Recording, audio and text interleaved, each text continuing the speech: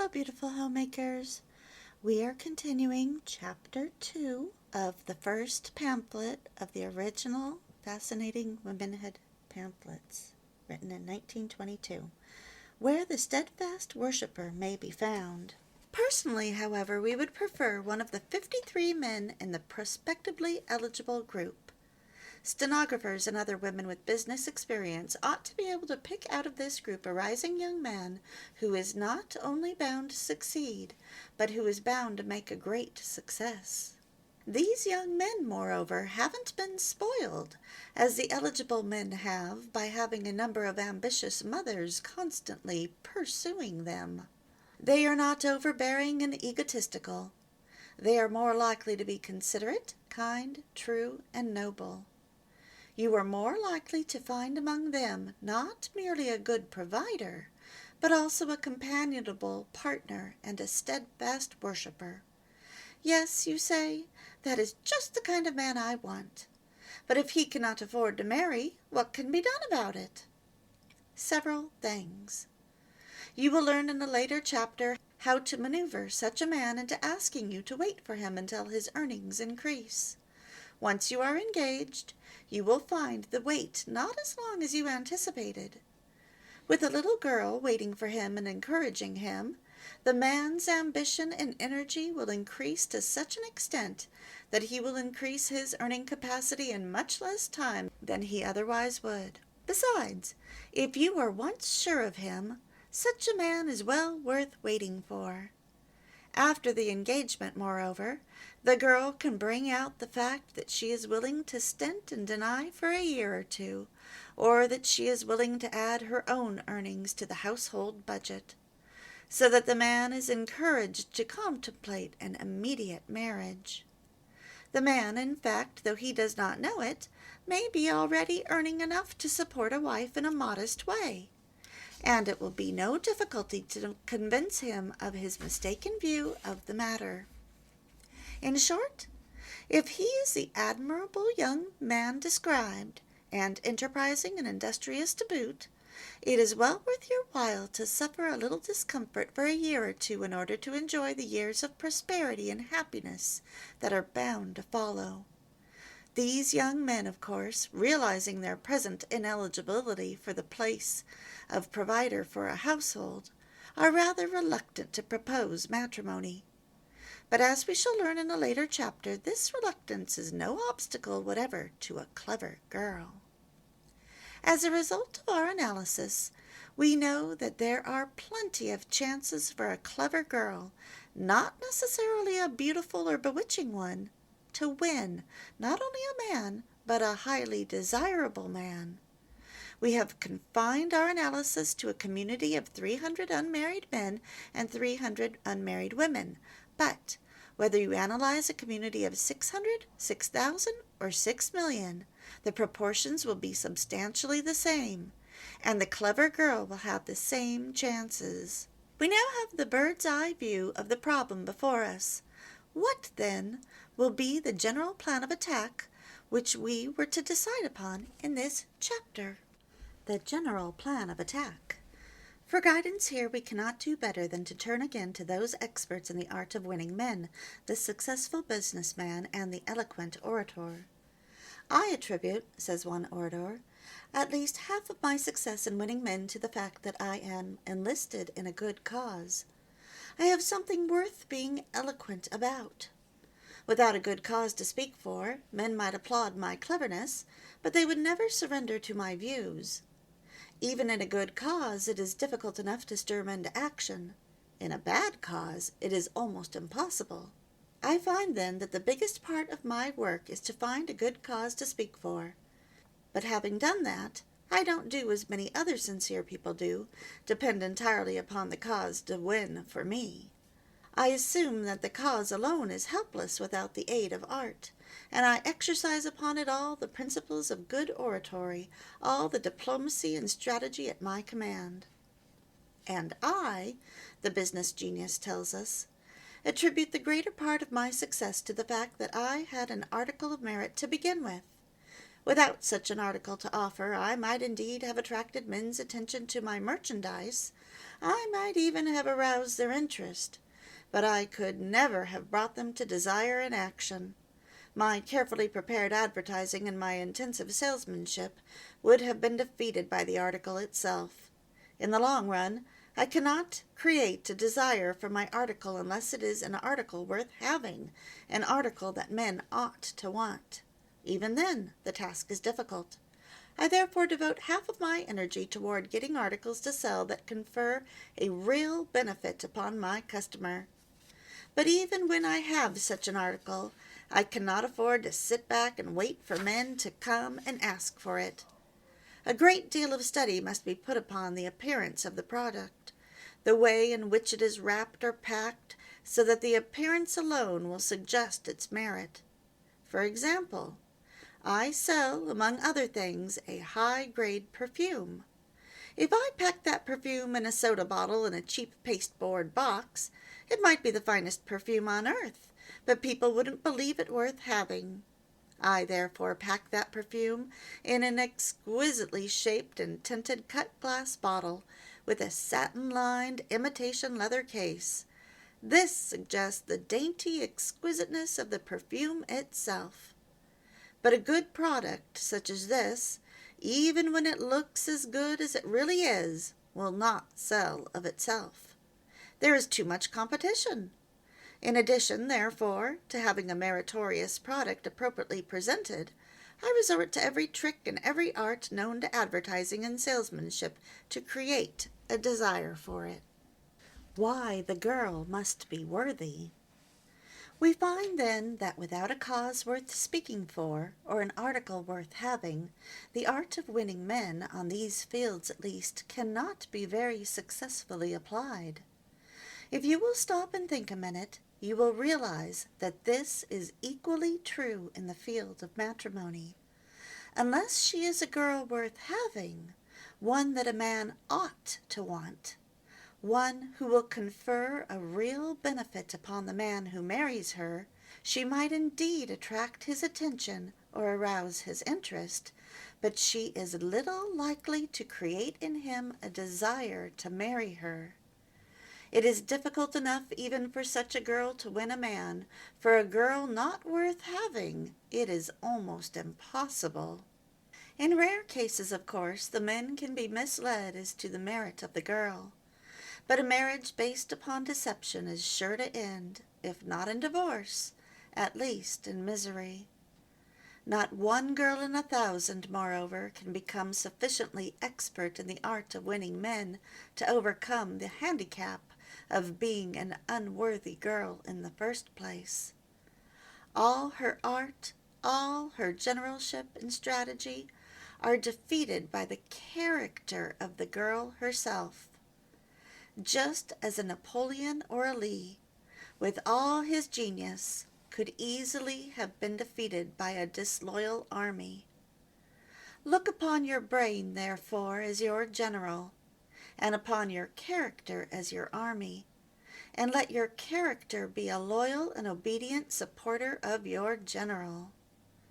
The first part of our plan of attack, then, will be to make you a girl distinctly worth having, the kind of a girl a man should want to marry, even without the enchantment of your art.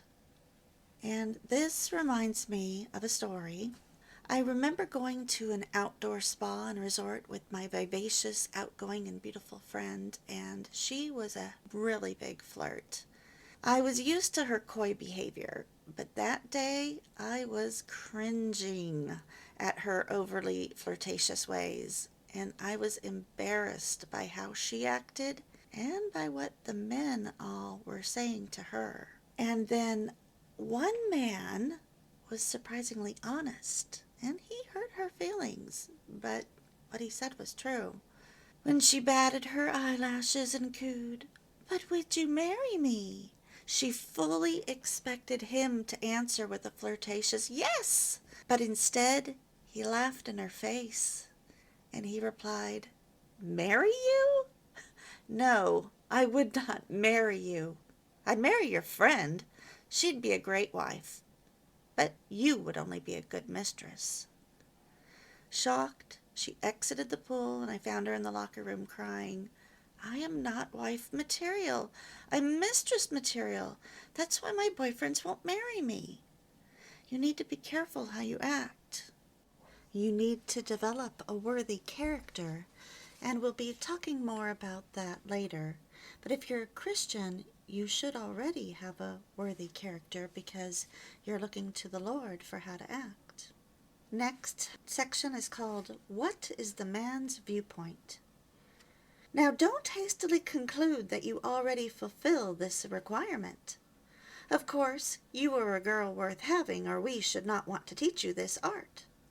But are you a girl distinctly worth having from a man's point of view? After studying the man's viewpoint, as outlined in later chapters, you will find that there is a great deal of room for improvement. Even if, from a man's viewpoint, you are already a girl worth having, you will find that there are many things to be done to make you still more so. As there are a great many desirable girls competing with you, you must seek to make yourself exceptionally desirable in order to have the advantage over them. You cannot, of course, depend upon merit alone. But the greater the merit, the more certain of success is your art. Moreover, when you combine exceptional merit with your art, you have a better chance to win a man of exceptional merit. Just as in the case of the orator and the businessman, therefore, at least half of your energy should be devoted to improving your worth from a man's viewpoint. The second part of the plan. Turning back again to the businessman, we find that even when his product is a distinctly meritorious one, it has to be presented in such a way that its merit is self-evident. A similar situation holds true in the case of a meritorious girl. Her worth also must be self-evident. Just as the exquisite perfume must be exquisitely presented, so must a gentle, dainty, lovable, and womanly woman have a gentle, lovable, and womanly manner and appearance. A lovely disposition must not be marred by a scowling face and an irritable manner. Glorious health must not be disguised by stooping shoulders and a spiritless walk. A wholesome self-respect must not be contradicted by an attitude of servility, and a womanly woman must not be concealed under a mannish appearance and manner. To tolerate an appearance or a manner that thus belied the actual facts would be worse than putting the exquisite perfume in a soda bottle. The second part of our plan of attack, therefore, is to give you the appearance and the manner of a girl distinctly worth having from a man's viewpoint. Again, we wish to warn you against concluding that you already fulfill the requirements. You may, in your own opinion, have such an appearance and manner, but are they distinctly to be seen from a man's point of view? That is something that can be determined only after an exhaustive study of the man's viewpoint, such as we propose to undertake in later chapters of this work. Revealing the depths of your character. A further warning may be necessary to those girls who, instead of thinking they already fulfill the requirements, think that they do not and never can, that their character, manner, and appearance are fixed and unchangeable items. Such an attitude is based upon the wrong conception of character. We never know what is in our character. It is always more or less an unexplored mine in which there are depths we never dream of. To be sure, we are familiar with a few surface details which trick us into imagining we know ourselves. But let a great crisis come. Let us be thrown upon our own resources. Let a dear one meet with disaster, or let a great responsibility be suddenly thrust upon us, and there rises from the unexplored depths below the surface qualities of character which neither ourselves nor others ever suspected. On such occasions we seem to acquire a different personality. Now, if you will deliberately explore the depths of your character, you will be surprised to learn of the latent qualities which you can bring to the surface, of the injustice to yourself you have been countenancing by permitting them to be obscured by a few surface idiosyncrasies. You will discover that it is not necessary to imitate someone else, or to subdue your true character in order to make yourself desirable to men, but that you need only bring to the surface qualities already there. You will perceive that you have been smothering your real character under a wooden-like exterior that gives no inkling of the adorable reality. The third part of the plan. We now come to the last part of our general plan. We were told by the orator that he could not depend upon his good cause to win by itself, that he was obliged, in addition, to exercise upon it all the principles of good oratory, all the diplomacy and strategy at his command. We were told by the business man that he could not depend upon his exquisite perfume, exquisitely presented, to sell itself, but that he had to resort to every trick and every art known to advertising and salesmanship to create a desire for it. Similarly, a young lady, although she is a highly desirable girl, and although she has the appearance and the manner of such a girl, cannot depend upon those factors alone. There are too many other girls with the same qualifications. In order to cause a man to select her in preference to one of the others, she, too, will have to exercise all the diplomacy and strategy at her command, every art and every device known to be effective in winning men. The third part of our plan of attack, then, is to learn and to practice the tactics and strategy, the arts and the methods, which have been found to be universally successful in winning men. Here, too, a warning must be given.